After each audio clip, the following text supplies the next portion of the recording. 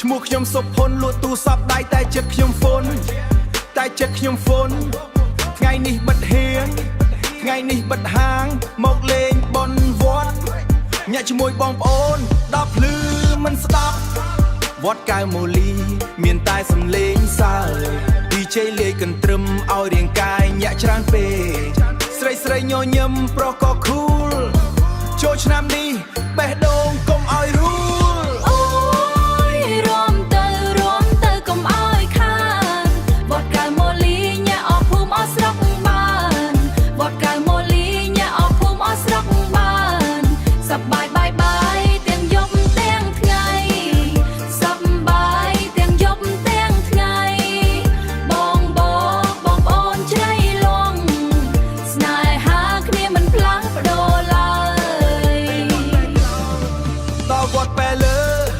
សំឡេងភ្លេងលឺ